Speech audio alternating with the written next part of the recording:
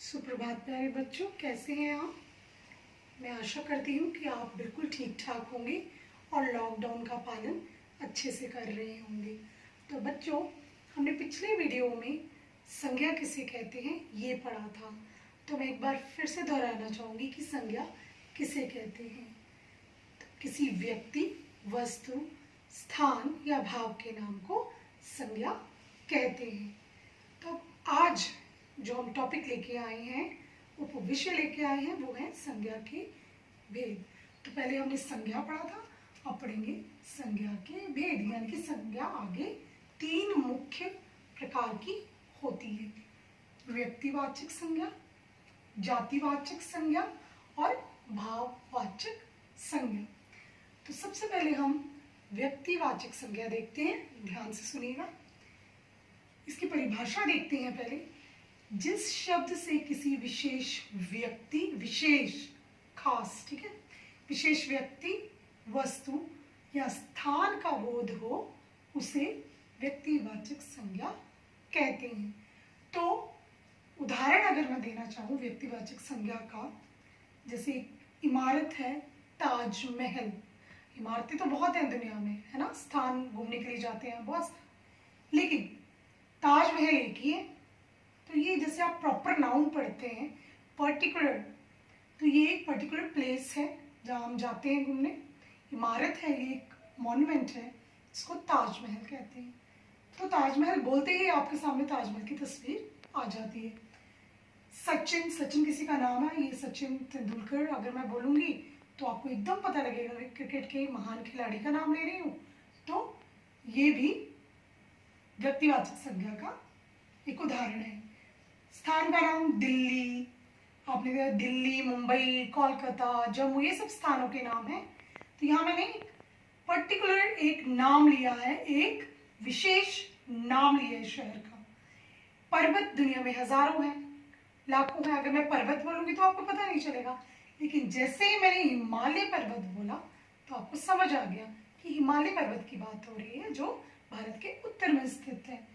फिर नदियां तो बहुत हैं, लेकिन मैं बोलूँगी भारत की पवित्र नदी का नाम गंगा है। तो गंगा बोलते ही आप समझ जाएंगे। और किताबें भी बहुत हैं, लेकिन जब मैं रामायण बोलती हूँ तो ये एक विशेष पुस्तक है, कोई आम पुस्तक, कोई भी पुस्तक नहीं है, रामायण है। कृष्ण बोलूँगी तो भगवान कृष्ण आपके सामने, आंखों के सामने उनकी तस्वीर आएगी, आप समझ जाएंगे मैं किसकी बात कर रही हूँ। और मथुरा एक नगरी है, नगर है। तो शहर तो बहुत है, लेकिन मथुरा एक विशेष स्थान है। तो आप समझ गए बच्चों, व्यक्तिवाचक संज्ञा में आपको याद रखना है हमेशा किसी विशेष व्यक्ति का नाम, वस्तु का नाम या स्थान का नाम आता है इसमें, ठीक है। अब हम पढ़ेंगे जातिवाचक संज्ञा। तो पहले इसको समझ लेते हैं, इसकी परिभाषा देख लेते हैं कि होता क्या है। जैसे कि जाति से आपको थोड़ा सा अंदाजा हो गया होगा कि ये किसी विशेष वर्ग या जाति की बात हो रही है, समूह की बात हो रही है। तो यहाँ पे तो एक व्यक्ति था, पर यहाँ पे व्यक्ति नहीं बल्कि समूह है। जिस शब्द से किसी एक व्यक्ति, वस्तु या स्थान नहीं मतलब कि एक किसी व्यक्ति का नाम या वस्तु का या स्थान नहीं की बात हो रही है, ये संपूर्ण जाति की बात हो रही है। जैसे अगर मैं बोलूँ मनुष्य, तो मनुष्य में पूरी मनुष्य जाति आ जाती है, उसमें मैं भी आऊँगी, आप भी आएंगे, जितने भी मनुष्य हैं उसकी मनुष्य जाति में है। अगर मैं लड़का बोलती हूँ तो सारे लड़के एक ही जाति में आते हैं। आपने उसमें कोई खास नाम नहीं लिया, विशेष नाम नहीं लिया। जैसे यहाँ सचिन और भी कोई नाम आ सकता था, विराट कोहली बोल सकते हैं आप, राम बोल सकते हैं, श्याम बोल सकते हैं, लेकिन यहाँ ऐसा नहीं है। लड़का बोले तो लड़कों की पूरी जाति, लड़की बोलूँगी तो पूरी, स्त्री बोलूंगी तो पूरी स्त्री जाति की बात हो रही है, पुरुष बोलूंगी तो पूरी पुरुष जाति उसके अंतर्गत आ जाती है। अगर किताब बोला है तो दुनिया की जितनी भी किताबें हैं।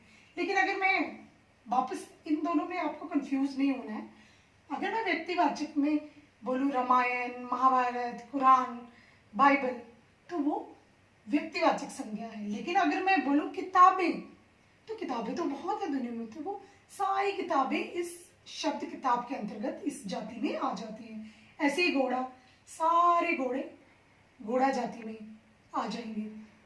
गांव भी, नदियां, अगर मैं नाम नहीं लूंगी किसी गांव या नदी का तो आप समझ जाइए ये जाति की बात हो रही है।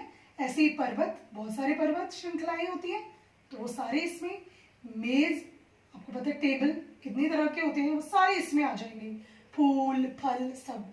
अब आप समझ गए होंगे ये समूह, जाति, वर्ग या झुंड है, लेकिन ये व्यक्तिवाचक संज्ञा एक अकेली विशेष व्यक्ति, वस्तु या स्थान के लिए इस्तेमाल होती है। इसमें कंफ्यूज नहीं होना, ठीक है। ये एक के बारे में बात हो रही है, यहाँ पे सारे एक ही जाति के अंदर अनेकों की बात हो रही है, ये ध्यान में रखिएगा। अब आगे जो हमारा तीसरा जो एक भेद है संज्ञा का वो है भाववाचक संज्ञा। तो पहले समझते हैं भाववाचक संज्ञा होता क्या है। जैसे कि मैं पहले आपको बता चुकी हूँ कि जो भाव होते हैं उनका कोई आकार नहीं होता, उनका कोई रूप रंग नहीं होता, उन्हें महसूस किया जाता है। तो भाववाचक संज्ञा क्या है? जिन शब्दों से हमें किसी व्यक्ति या वस्तु के गुण यानी कि अच्छी बातें, दोष यानी कि अवगुण बुरी बातें, अवस्था या दशा, पोजीशन या कंडीशन एवं मन के भाव उनका बोध होता है, उनका पता चलता है, उसे बोलते हैं भाववाचक संज्ञा। और भाववाचक संज्ञा उदाहरण क्या है? गुण, गुण यानी कि मिठास, नम्रता। तो ये सारे गुण जो हैं, अच्छे गुण हैं, ईमानदारी, वीरता, ये एक मनुष्य में होना बहुत आवश्यक है बच्चों, आप में भी ये गुण होने चाहिए।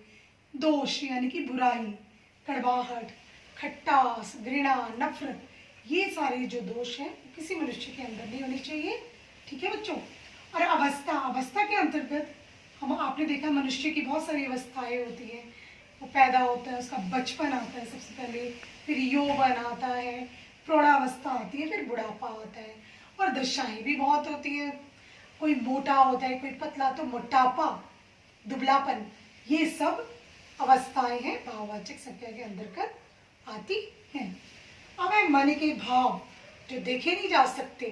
अगर कोई खुश है तो आप महसूस कर लेंगे उसको देखकर ही कि वो खुश है, दुखी है तो भी महसूस किया जाएगा। जो माँ की ममता होती है वो भी महसूस की जा सकती है, उसका कोई रूप नहीं होता। अपनत्व, अपनापन भी दिखाया जाता है मन के द्वारा, अच्छे कर्मों के द्वारा, उसका भी कोई आकार या रूप रंग नहीं होता। तो बच्चों, हमें हमेशा गुणों से भरा हुआ होना चाहिए और मन के अंदर अच्छे भाव आना बहुत अच्छी बात है। तो आज हमने संज्ञा के भेद किए। पहले हमने की व्यक्तिवाचक संज्ञा, जातिवाचक संज्ञा और अंतिम हमने की तीसरी भाववाचक संज्ञा। तो मुझे पूरी उम्मीद है कि आपको ये तीनों भेद समझ आ गए होंगे। धन्यवाद।